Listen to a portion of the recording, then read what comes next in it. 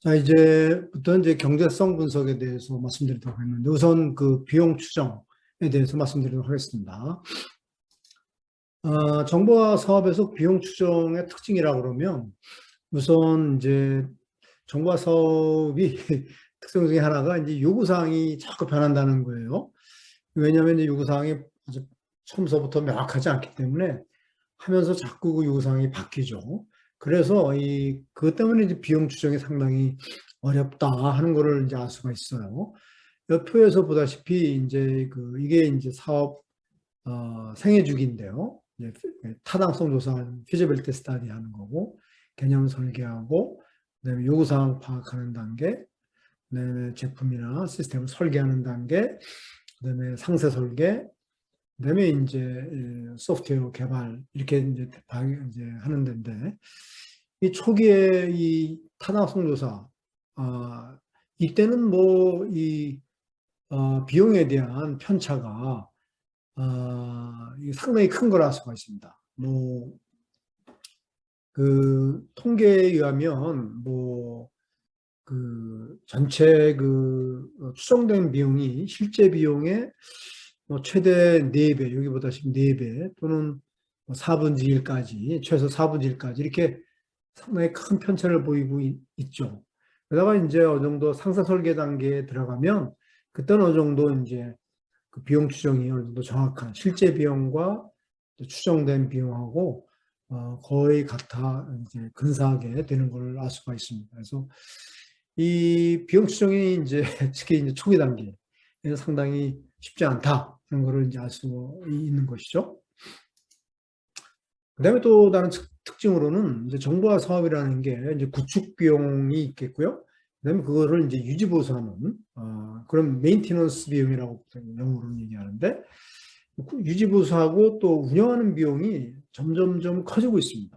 그래서 소프트웨어 유지 보수 비용이 전체 비용의 뭐 60에서 80% 정도 차지하고 있다 하는 것이죠. 또 데이터 처리 같은 시스템 같은 경우도 보면 전체 비용의 50% 이상을 차지하고 있습니다. 그래서 흔히들 정보화 사업에 이제 비용하면 구축에 들어가는 비용만을 많이 생각하는데, 실제로 보면 구축 비용도 중요하지만 이제 그 후에 유지 보수하고 운영에 들어가는 비용이 점점 좀 커지고 있다라는 것이죠. 네, 그래서 그거를 우리가 다 고려해서 정보화 사업의 그 예타 조사를 할 때 고려해야 될 것 같습니다. 비용 추정 절차는 뭐 이렇게 하고 있죠. 이제 요구사항 분석하고 목표 및 범위 설정하고, 비용 추정 모델을 선정하고 데이터 수집해서 이제 규모를 산정하고 비용 추정을 하고 사후 분석하는. 그래서 이제 비용 추정이 바로 이거인데, 그걸 하기 위해서 이렇게 많은 사전의 작업들이 진행되고요. 비용이 추정되면 그다음에 이제 그거에 대한 민감도 테스트라든가 위험 요소 이런 것들을 식별하는 그런 절차도 진행돼야 됩니다. 자, 그다음에 이제 비용 추정 방법도 여러 가지가 있는데요. 이제 대표적인 방법이 이제 알고리즘 모형해가지고 여러 가지 그 함수가 있습니다. 함수가 있어서 그 함수에 따라서 이제 그 비용 개발비, 소프트웨어 개발비를 이제 산정하는 그런 것이 이제 많이 사용되고 있는 방법이죠. 그다음에 이제 전문가 판단, 델파이 같은 전문가들을 모아놓고 서로 이렇게 의견들을 이제 교환함으로써 어떤 컨센서스를 이뤄내는 그런 델파이 기법 같은 것들도 이제 간혹가다 사용되기도 하고요. 또 이제 유축법 해가지고 이미 완료된 그런 유사한 프로젝트 같은 경우에 있다면 거기에 사용된 비용으로부터 이제 비용 추정하는 그런 방법이 되겠습니다. 뭐 또 이제 하향식, 상향식 해가지고 이제 탑다운이냐, 바텀업이냐 뭐 이런 얘기인데요. 이런 것도 뭐 사용될 수가 있겠습니다. 네, 이제 분석 기간인데요. 비용 분석을 어느 정도까지 해야 되느냐 하는 건데, 이게 보통 기존의 그 정보 사업의 예타 조사를 분석해 보면 일반적으로 이제 시스템 구축 후 5년 내지는 15년, 그래도 일반적으로 이제 한 10년 정도 이렇게 설정하는 게 일반적인 케이스인 것 같습니다. 이제 10년 정도 지나면 이게 이제 아웃 오브 데이트 돼가지고 더 이상 이제 정보 시스템으로서의 어떤 효능 이런 것들을 많이 상실하죠. 그래서 이제 그런데 예를 들면 이제 뭐 망구축 사업 같은 경우는 이런 이제 그 유지보수 운영 기간을 최대 15년까지 워낙 이게 비용이 많이 들어가는 그런 사업이기 때문에 유지보수 운영 기간을 이제 15년까지 설정할 수 있도록 그렇게 되어 있습니다. 그래서 결론적으로 비용 추정 기간은 초기 구축 기간, 그것이 뭐 1년이 될지 뭐 3, 4년이 될지 맡은 뭐 초기 구축 기간이 있겠고 유지보수 운영 기간이 있는데 보통 10년 내지는 15년, 뭐 하드웨어 중점의 사업인 경우는 15년까지 설정할 수 있다. 이렇게 보시면 될 것 같습니다. 그다음에 이제 비용 항목인데요. 비용 항목에 대한 분류도 이제 이렇게 여러 가지로 볼 수가 있습니다. 분류 체계인데 이제 TCO 관점에 비용 항목 분류가 있습니다. TCO라는 게 이제 Total Cost of Ownership 해가지고 시스템 정보 시스템의 그 만들기서부터 폐기까지 전체 그 생애 과정에서 발생하는 비용을 모두 고려하는 방식이라고 볼 수가 있겠습니다. 그래서 이제 이렇게 많이 하죠. 이게 대표적인 비용 항목 분류 방식인데요. 그렇습니다. 그다음에 이제 사업 수행 단계에 의한 분류, 그래서 초기 투자 비용이냐, 운영 비용 이렇게 또 분류할 수도 있겠고, 또 재무적인 비용이냐, 비재무적 비용이냐 이렇게 또 구분하기도 합니다. 비재무적 비용 같으면 이제 간접적인 비용으로서 어떤 그 변화에 대한 저항 이런 것들에 의해서 또 생산성이 감소되는 이런 것까지도 고려하는 경우라고 볼 수가 있겠습니다. 자, 그 비용 항목을 이제 구체적으로 한번 살펴보면은 구축 사업 같은 경우에 여기 보면 이제 시스템 구축비가 있고 부대비가 있겠고요. 그래서 이렇게 자세하게 이렇게 뭐 하드웨어, 소프트웨어, 데이터베이스, 뭐 이전 비용 이렇게까지 구축비 항목이 나올 수가 있겠습니다. 그다음에 이제 운영 및 유지 보수 비용은요. 이렇게 이제 운영 유지 보수하는 거. 그러니까 이제 유지 보수, 그러니까 메인테넌스가 있고 이제 오퍼레이션 있고 이렇게 두 가지가 있겠죠. 그래서 하드웨어 쪽이냐, 소프트웨어 쪽이냐, 대비냐 이렇게 다시 메인테넌스는 다시 이렇게 세 가지로 분류할 수가 있겠고요. 운영 쪽은 이제 운영 비용, 내부 관리 인용, 인력 비용, 교육 홍보, 통신료, 뭐 또 시스템 폐기 비용 이런 식의 비용들이 들어갈 수가 있겠습니다. 근데 이렇게 그 구축 비용 또 유지 보수 운영 비용 이렇게 크게 있지만 또 사회적 비용도 있을 수 있어요. 그러면 이제 그 어떤 그 사업의 어떤 목표를 달성하기 위해서는 이제 그 그 뭐죠? 사업 계획에는 포함되어 있지 않지만 그 사업의 목적을 달성하기 위해서 또 편익을 발생하기 위해서는 또 필요한 그 비용이 들어갈 수도 있습니다. 그럴 경우에는 이제 경제성 분석에 포함시켜서 반영을 해야 된다고 하죠. 예를 들면 이제 대민 서비스, 행정 서비스 같은 대민 서비스 같은 경우에 개인의 어떤 컴퓨터가 있어야지 이제 대민 서비스에 접속할 수 있잖아요. 또 네트워크가 또 가능해야 되고 그래서 이런 것들이 선제 조건인데 이런 것들이 안 돼 있으면 행정 서비스를 할 수가 없죠. 그래서 필요하다면 어떤 이런 개인의 컴퓨터를 지원한다든지 설치하는 것, 또 네트워크의 접근을 또 서포트 해준다든지 이런 것들이 사회적 비용으로서 이제 반영될 수도 있겠다 하는 그런 경우가 있을 수 있겠습니다. 그래서 이런 사업에 관련된 비용 관련된 그 지침이라든가 기준들이 이제 많이 있는데요. 특히 이제 구축 사업이냐, 이제 운영 유지 보수 사업이냐에 따라서 이렇게 쭉 다시 이렇게 소분류가 나올 수 있고 각각의 이제 지침들이 있습니다. 그래서 하드웨어 같은 경우는 한국정보통신기술협회에서 나온 정보 시스템 하드웨어 규모 산정 지침이라든지 소프트웨어 쪽은 이제 한국소프트웨어 산업협회에서 나온 소프트웨어 사업 대가 산정 가이드. 그래서 이제 여기 보다시피 소프트웨어 대가 산정 가이드가 여기에도 사용되고 또 IT 컨설팅 비용도 사용되고 또 소프트웨어 유지 보수에도 사용되고요. 또 시스템 운용에도 사용되고 그래서 상당히 그 소프트웨어 산업협회에서 만든 소프트웨어 사업 대가 산정 가이드는 상당히 이 비용을 그 산정하는데 매우 중요한 지침이라고 볼 수가 있겠습니다. 자, 그럼 구축 비용을 추정하는 경우에 이제 여러 가지 방법이 있는데 특히 이제 하드웨어하고 상용 소프트웨어를 어떻게 이런 경우에 어떻게 이제 구축 비용을 추정하느냐 하는 건데 이건 비교적 뭐, 그 커스텀 소프트웨어 개발하는 것보다는 좀 용이하다고 볼 수가 있겠죠.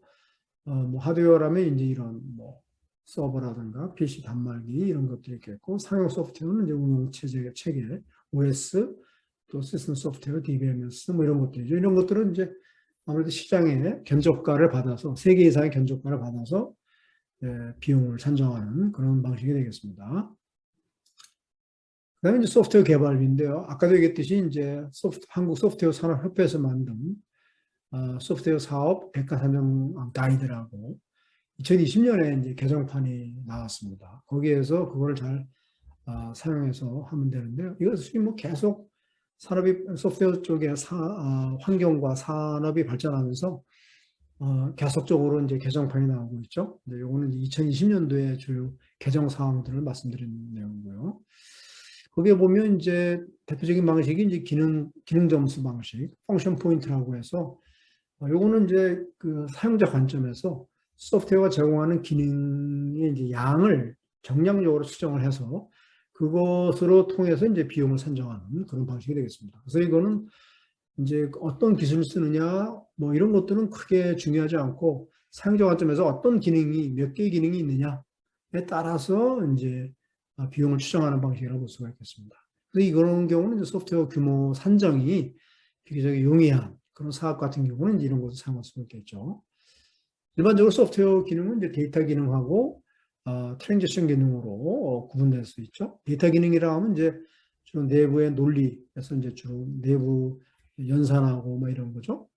그다음에 외부 연계 파일, 데이터하고 외부 시스템하고 이제 데이터를 주고받고 할 때 그런 경우 그런 것들이 이제 일반적으로 이렇게 퍼센티지가 그겁니다. 이게 전체 기능 중에 내부 논리 파일의 기능이 이제 한 33% 정도 된다. 외부 연계 파일 5% 정도 된다. 이런 거죠. 트랜잭션은 이제 외부 입력, 외부 출력, 그다음에 외부 조회 이렇게 해서 각각의 퍼센티지가 나와 있습니다. 이거는 이제 인터내셔널 소프트웨어 벤치마킹 스탠다드 그룹에서 만든 거기에서 나온 그런 퍼센티지를 기능의 어떤 퍼센티지를 가지고 활용하고 있는 거죠. 그래서 이건 하나의 이해인데요. 예를 보시면 뭐 내부 논리 파일이 40개인 경우에는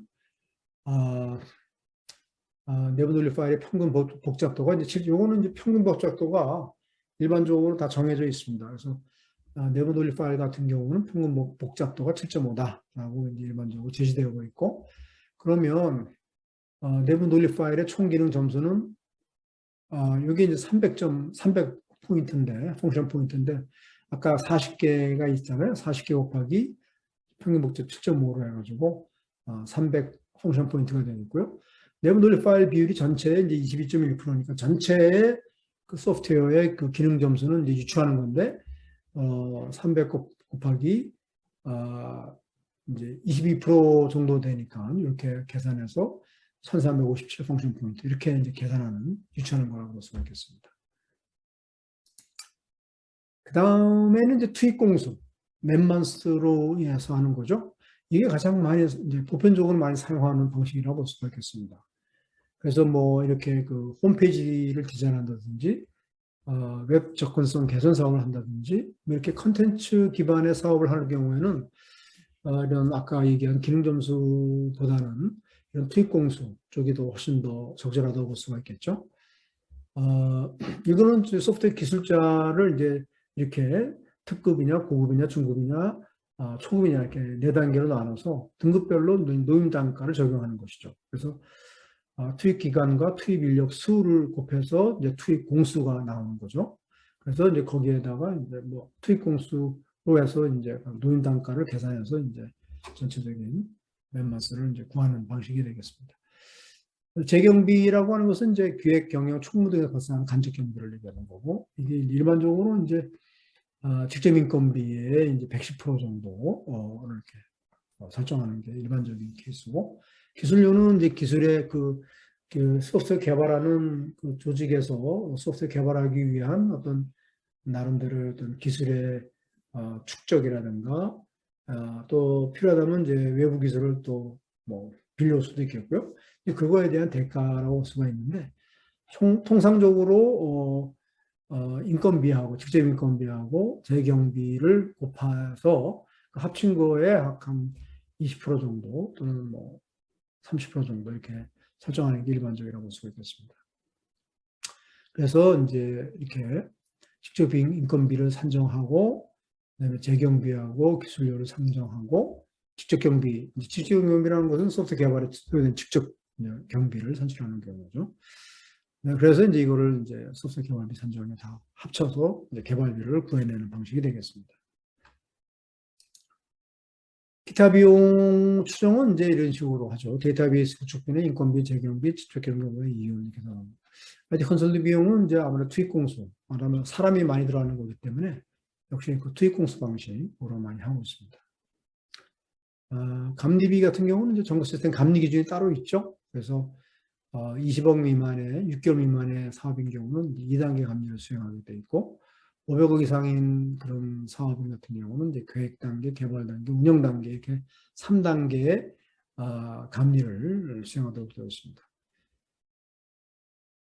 그 다음에 이제 기본감리비, 여기서는 기본감리비, 직접경비, 부가시세 이런 것들을 고려해서 이제 감리를 산정한다 볼 수가 있겠고요. 운영비 유지보수비는 이제 그 하드웨어 재투자비, 소프트웨어 유지보수비, 소프트웨어 재개발비, 운영비 이런 식으로 세 방으로 나눠서 비용을 추정하고 있습니다. 그래서 이제 비용 추정 결과를 이렇게 시스템 구축비, 부대비, 뭐 예비비, 운영비, 유지보수비 이런 식으로 해서 쭉 놓고 이거를 이제 그 연차별로 이렇게 추정을 해서 우리가 보통 10년이 될지 15년이 될지 이거는 이제 그 추정을 해야 되겠죠. 그래서 각 항목을 연차별로 추정해서 이제 제시하는 게 되겠습니다.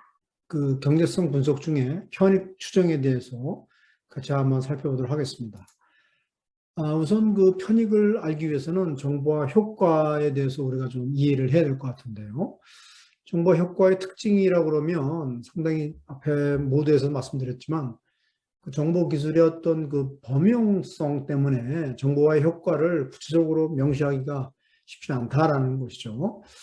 왜냐하면 정보화 사업이 이제 다양한 그 행동 주체의 다양한 활동 방식에 적용되기 때문에 그 효과 발생도 그 영역이 매우 다양할 수가 있다 하는 점입니다. 그래서 그 정보화의 효과를 정확하게 파악하기가 그리 쉽지 않다는 얘기죠.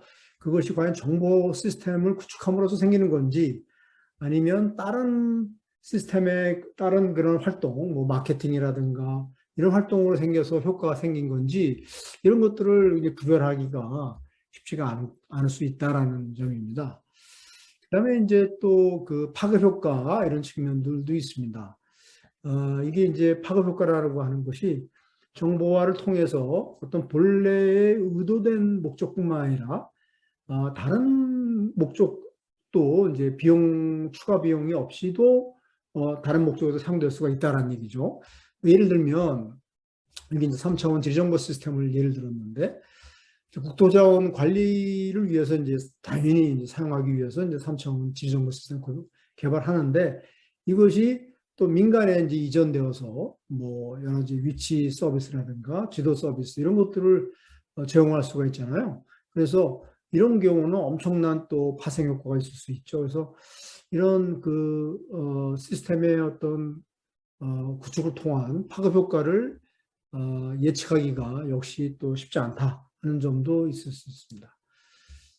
그래서 이런 이 정보와 사업의 효과, 이펙트하고 어떤 베네핏, 경제적인 그런 베네핏하고의 어떤 비교를 한번 해보면은 그래서 이런 다양한 효과가 있어도 이 모든 것들을 다 예타할 때 경제적인 편익으로 간주하기가 어렵다 하는 것이죠. 그래서 예타할 때는 정보화 사업의 목표와 정보가 이용되는 어떤 환경 또는 뭐 컨텍스트, 맥락이라고 보통 얘기하는데 그런 컨텍스트를 잘 이해할 필요가 있겠다 하는 것이죠. 특히 이제 기술적 관점이 강조된 유형의 사업이라든가 또 그런 조직이나 업무의 목적 달성과 연관성을 갖고 있지 않는 사업의 효과는 그럼 이거를 경제적 편익에 포함시키기는 이제 쉽지 않다는 얘기입니다. 그래서 이 사용하고자 하는 정보 기술하고 또 이 자기가 업무하고의 어떤 연계 이런 것들이 매우 중요하다 하는 것을 이제 강조를 해야 될 것 같고요. 그다음에 이제 그 정보 기술을 통해서 새롭게 정보 기술을 사용함으로써 어떤 그 이제 좀 더 쉽게 IT를 관리할 수 있다 하는 효과가 있을 수 있는데, 그럼 관리 비용의 절감 효과는 당연히 경제적 편익에 반영을 할 수가 있겠습니다. 네. 그래서 그런 식으로 좀 이해를 하시면 될 것 같고, 편익의 이제 유형을 보면 직접적인 편익과 이제 간접적인 편익. 다시 아까도 얘기했지만 사회 효과가 이제 직접적으로 발생하는 경우는 직접 편익이고, 간접적으로 그러니까 유발되는 효과 이런 것들은 이제 간접 편익이라고 구별할 수가 있겠습니다. 또 이제 화폐 단위로 표시할 수 있느냐에 따라서 이제 유형 편익, 또 무형 편익. 어떤 무형이라고 하면 이제 어떤 서비스 만족도가 개선됐다든지 정확도라든지 의사결정의 질의 향상 이런 것들이 무형 편익이라고 볼 수가 있겠죠. 네. 기술적 편익과 이제 업무적 편익. 아까 얘기했듯이 이제 기술 편익하면 이제 시스템이 업그레이드되고 또 시스템의 그 관리 비용이 이제 줄어드는 그런 경우가 이제 기술 편익이 되겠고, 업무 편익은 이제 생산성이 증가한다든지 또 시간이 감소한다든지 정확도, 뭐 품질 이런 것들이 이제 업무상에서의 편익이라고 볼 수가 있겠습니다. 그래서 이런 식으로 다양하게 편익도 구분할 수가 있겠다 하는 걸 알 수가 있겠고요. 대표적으로 이제 그 정보화 사업의 이제 주요 기능별로 편익이 어떤 게 있는지를 한번 살펴보도록 하겠습니다. 이거는 대표적인 예니까 이거 외에도 또 다른 편익이 있을 수는 있겠습니다만, 이것들을 참조해서 편익을 뽑아볼 때 상당히 유용한 자료라고 볼 수가 있겠습니다. 우선 이제 인프라 구축하고 어플리케이션 구축하는 경우에는 이제 주로 이런 업무 처리 시간의 단축, 정확성 증대, 소요 비용 감소, 처리의 편리성 증가, 처리량 증가, 서비스 제고 이런 식의 편익 항목이 있을 수 있겠고요. 기존 시스템을 개편하는 경우에는 이제 기존 시스템의 유지 보수 비용을 절감한다거나, 또 기존 시스템 유지에 따른 이제 위험 비용, 뭐 시스템이 중단된다거나 이런 경우에 어떤 그 비용을 절감할 수 있는 효과가 있을 수 있겠죠. 또 이제 시스템 연계 및 통합 구축 이런 경우에는 이제 통합 구축에 따른 시간 비용 절감 효과, 또 통합 업무 처리에 따른 효율성 증가, 또 서비스도 역시 대고객 서비스도 이제 증가할 수 있겠죠. 이런 것들이 대표적인 편익이라고 볼 수가 있겠습니다. 편익의 범주 해가지고 이것도 이제 이렇게 구별해 볼 수가 있는데요. 고객 측면과 프로세스 측면, 조직 외부와 조직 내부로 구별한다면, 조직 외부에는 이제 고객 만족, 서비스 수준, 서비스 범위 이렇게 해서 또 편익을 이렇게 유형을 나눠볼 수가 있겠고요. 또 조직 내부에서는 재무적인 측면, 생산성 측면, 품질 측면 해가지고 또 이렇게 다양한 편익들이 있을 수 있습니다. 그래서 이런 그 사업 기능하고 또 편익 범주별로 편익 항목들을 이제 하나 예로서 대표적인 예로서 이제 만들어 봤는데요. 여기 보면 이제 인프라 또 애플리케이션 신규 구축하는 경우, 또 기존 시스템을 단순 개편하는 경우, 또 시스템을 연계 통합하는 경우, 이렇게 세 가지 큰 기능을 보고요. 이것들이 이제 고객에게 또 내부 업무에서 어떤 편익들이 존재하는지를 쭉 한눈에 보여주는 표라고 볼 수가 있겠습니다. 참고로 하시면 될 것 같아요. 자, 그 다음에 이제 편익을 그러면 어떻게 측정할 거냐 하는 건데요. 이게 상당히 쉽지 않죠. 비용도 이렇게 만만치는 않은데, 비교적 비용과 편익을 비교해 봤을 때, 역시 비용보다는 편익을 이제 화폐 가치로 판단하는 게 상당히 쉽지 않죠. 네. 그래서 일단은 이제 과연 화폐 가치로 측정할 수 있는지, 또 계량화할 수 있는지, 또 시장으로부터 어떤 자료를 구할 수 있는 건지 이런 것도 우선 파악을 해보고, 그것이 가능하다면 쉽게 할 수 있는 거고요.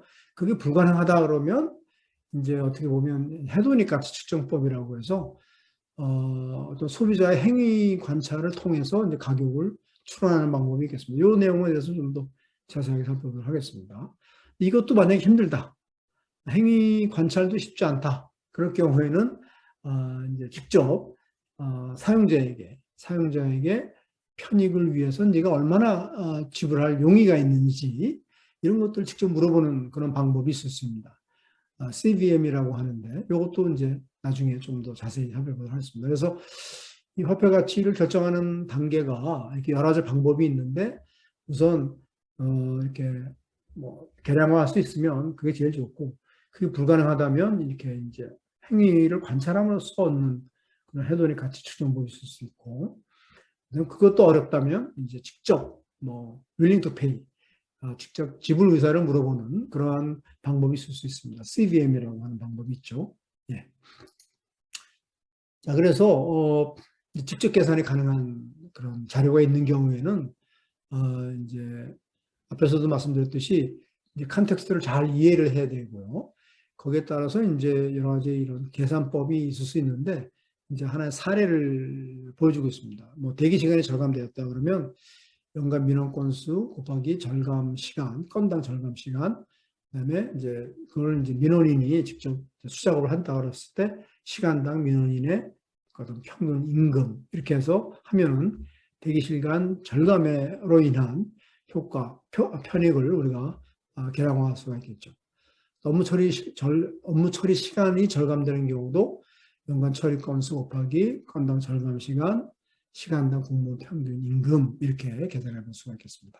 뭐 이런 식으로 비교적 단순 계산법에 의해서 편익을 추정할 수가 있겠습니다. 그다음에 이제 해도닉 가치 측정인데요. 이거는 이런 그 시장에서 쉽게 구할 수 없는 그런 데이터가 이제 데이터를 쉽게 구할 수 없을 때 예, 하는 방법인데 이런 거는 특히 이제 어떤 특정 재화 시장에 존재하지 않는 이런 시장이 없는 거예요.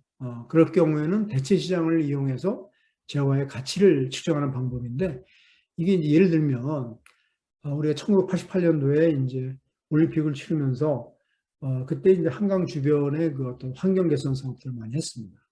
그럼 과연 이 사업이 과연 어느 정도의 그 편익을 제공하느냐 하는 건데 이럴 때는 이런 환경 개선 사업이라는 게 과거에는 없었거든요.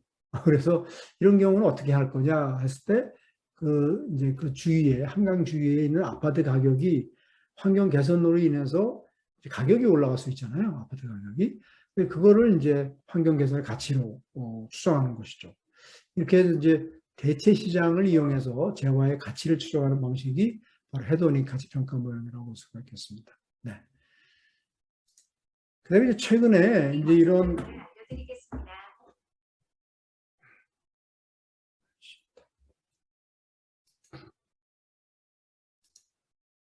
최근에는 이제 조건부 가치 추정법 해가지고 영어로 이제 Contingent Valuation Method에서 CVM이라고 많이들 사용하고 있는데요. 특히 이제 이런 것들은 이제 공공재 또는 비시장재, 시장에서 거래되지 않는 그런 재화의 가치를 이제 측정할 때 많이 사용하고 있습니다. 아까도 잠깐 말씀드렸듯이 정보 시스템의 효과가 약간 공공성을 갖고 있는 그런 경우도 있을 수 있거든요. 그래서 CVM이 이런 정보 시스템의 가치를 측정하는데 이제 이렇게 계량화하기 어려운 경우에는 최후의 수단으로 사용될 수도 있겠다 하는 것이죠. 그래서 이제 가치 발생이 결국은 이제 소비자에게 있기 때문에 소비자에게 그 크기를 직접적으로 묻는다 하는 것이죠. 그래서 이제 화폐 단위로 최대 지불 의사, 그래서 willing to pay의 약자 WTP라는데 willing to pay 지불할 의사가 얼마까지 되느냐 하는 것이죠. 그래서 그걸 통해서 이제 그 재화에 대한 소비자들의 어떤 선호도를 반영할 수 있고 그걸 그렇게 해서 이제 경제적인 가치를 나타낸다고 볼 수가 있겠습니다. 이 CVM에 대한 그 지침은 여기 보면 예비타당성 조사 수행을 위한 일반 지침 수정 보완 연구라는 검색하시면 여기 나옵니다. 그래서 이 내용을 보시면 구체적으로 어떻게 설문을 돌리고 어떻게 이제 소비자를 선정하고 설문 개발해서 의견을 물어보느냐 하는 그런 상세 지침이 나올 수 있습니다. 네. 그래서 실제로 이렇게 이제 예를 들어보면 광대역 가입자망 구축 활성화 사업 뭐 이렇게 해가지고 여기에서 50세대 미만의 그런 어떤 마을에 광대역 가입자망을 구축할 때 사회적인 편익을 이제 CBM으로 추정을 하였습니다.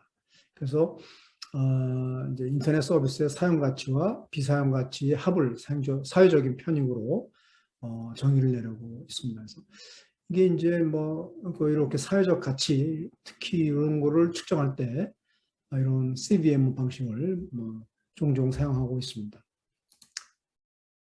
이거를 이제 편익을 이제 계산할 때 하나의 그 전제 조건이라고 볼 수가 있는데요. 그러기 위해서는 우선 이제 기술성, 앞에서 본 기술성 분석하고의 관계를 잘 살펴봐야 됩니다.